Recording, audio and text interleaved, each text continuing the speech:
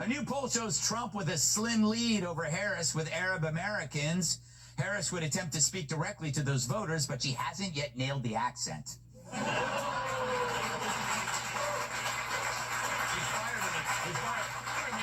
So back in 2007, in written testimony to Congress, DA Kamala Harris showed herself capable of some truly inspired argumentation.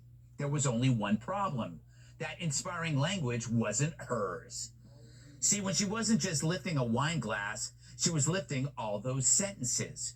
According to the Washington Free Beacon, Kamala's statement in support of a loan repayment plan for local prosecutors was taken almost verbatim from an Illinois DA's opinion on the same subject that was given to the Senate months prior.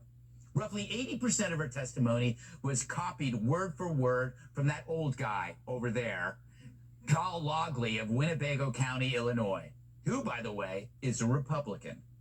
Holy That's like me stealing jokes from Jimmy Kimmel. I'd never do that, not because he's my competition, but because he has cancer of the funny bone. But that's not the only time she committed stolen verbiage. While she was California AG, she published a report on sex trafficking in her state. In that, she copied a fictional example of the type of call received by the National Human Trafficking Hotline, which told the story of how a woman in D.C. was saved from forced prostitution.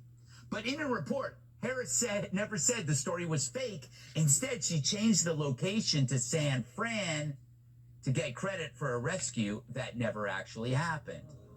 Dirty. There are other examples, but this is at least the second time Harris has been caught in a blatant act of plagiarism. She's the literary version of a smash and grabber. Remember, Kamala, anything under 900 words and you won't get charged. The language is exactly the same, line after line. Harris even kept the typos and grammar errors. She'd even try to make her theft look like her own. I mean, maybe it's because she loves rap and she considers it more like sampling. But it's weird, that none of this is surprising. Perhaps because her only concrete policy proposal, no taxes on tips, she stole from another Republican, her opponent.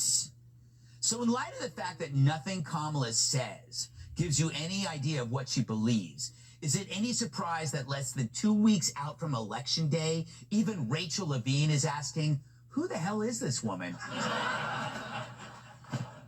Now, all this comes on the heels of a report that Kamala lifted entire sections of her policy book, Smart on Crime. Who knew she was actually talking about herself stealing? Even the New York Times, which initially rushed to defend her, finally had to admit her thievery. But the real point isn't Kamala's serial plagiarism. It's how in the past this would end a campaign. It would lead every newscast. This would be the October surprise.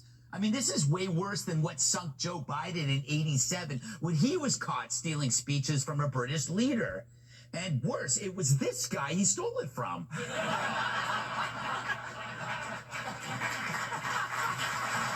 pretty damn good. But also, Harris has no core principles, or any non-core principles.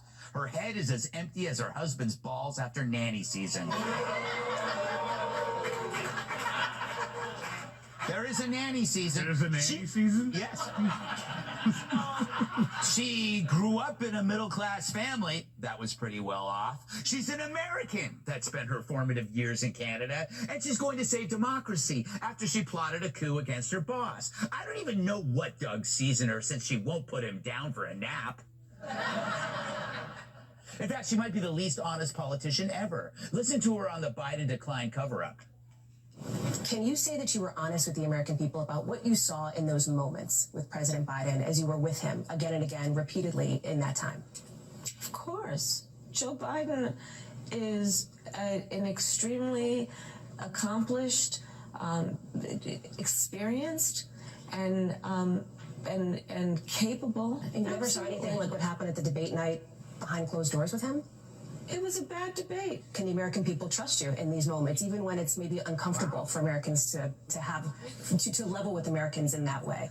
I speak with not only sincerity, but with a real firsthand account of watching him do this work. I have no reluctance in saying that.